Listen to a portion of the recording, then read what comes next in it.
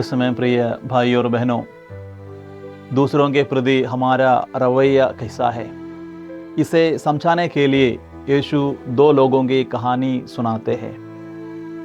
दो आदमी मंदिर में प्रार्थना करने गए, एक फरीसी और दूसरा चुंगी लेने वाला।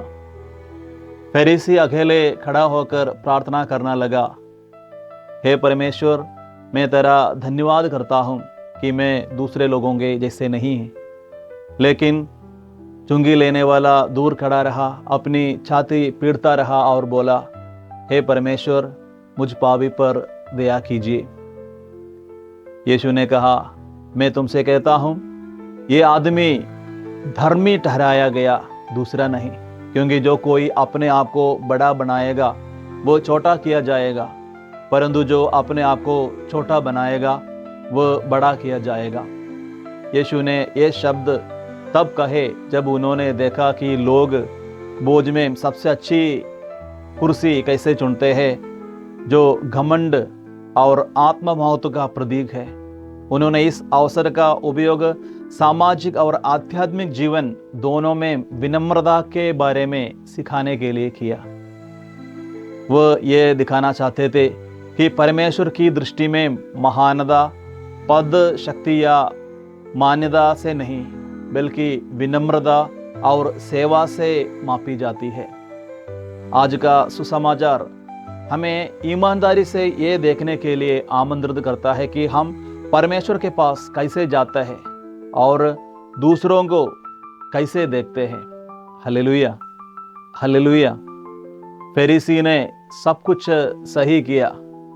उसने उपवास किया, दशांश दिया, व्यवस्था का पालन किया, लेकिन उसकी प्रार्थना पूरी तरह अपने बारे में थी। मैं तेरा धन्यवाद करता हूँ कि मैं दूसरे लोगों जैसा नहीं हूँ। ना परमेश्वर की स्तुति, ना कमजोरी की स्वीकृति, ना अनुग्रह के प्रति खुलापन, सिर्फ तुलना और अभिमान। उसका हृदय आत्ममुक्त था, परमेश्वर के लिए कोई जगह नहीं छोड़ रहा था। लेकिन हम देखते हैं दूसरी ओर चुंगी लेने वाला दूर खड़ा रहा, स्वर्ग की ओर आंखें उठाने की भी हिम्मत नहीं कर रहा था। उसकी प्रार्थना सिर्फ 7 शब्दों की थी, हे परमेश्वर, मुझ पापी पर दया करो।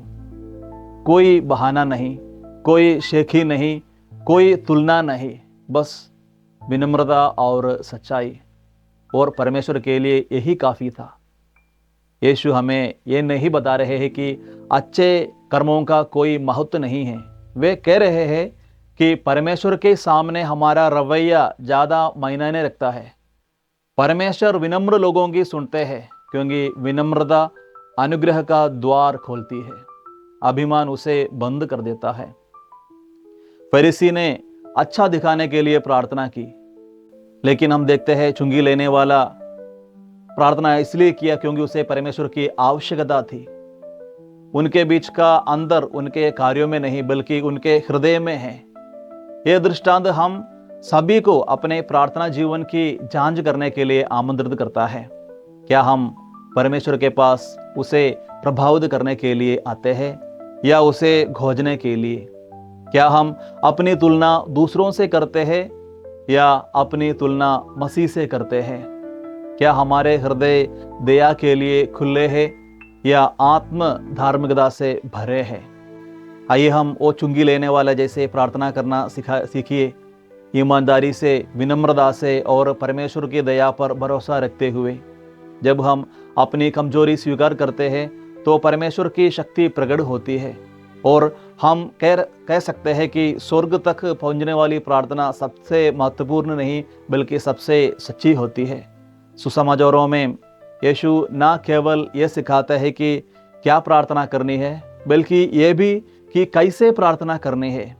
उनका दृष्टिकोण प्रकट करता है कि प्रार्थना प्रदर्शन या दायित्व के बारे में नहीं, ये पिता के साथ एक संबंध, ईमानदारी और सहभागिता के बारे में है।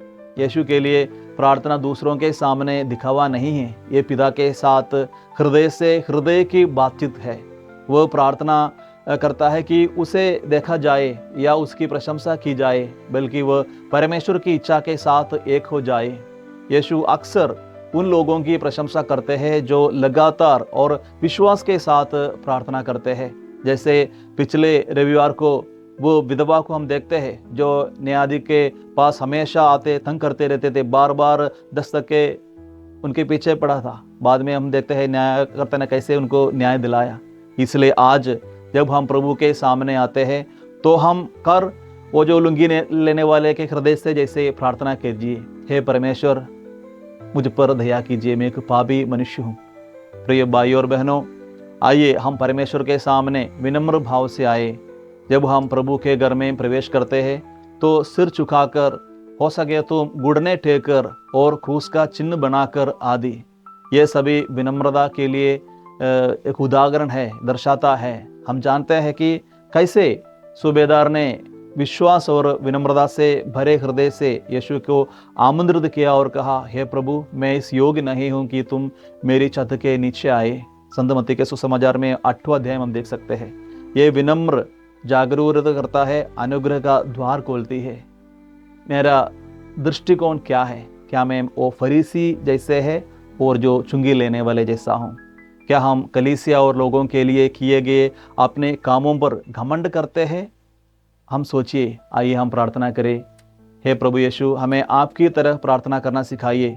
हमें चुंगी लेने वाले जैसा विनम्र हृदय और विधवा जैसा विश्वास की हृदय प्रदान करे। हमारी प्रार्थना शब्दों से नहीं बल्कि प्रेम से भरी हो, स्वयं को प्रकट करने के लिए नहीं बल्कि आपको खोजने के लिए। हे प्रभु, हम पर दया करे और हमें अपनी दया का साधन बनाए। आमीन।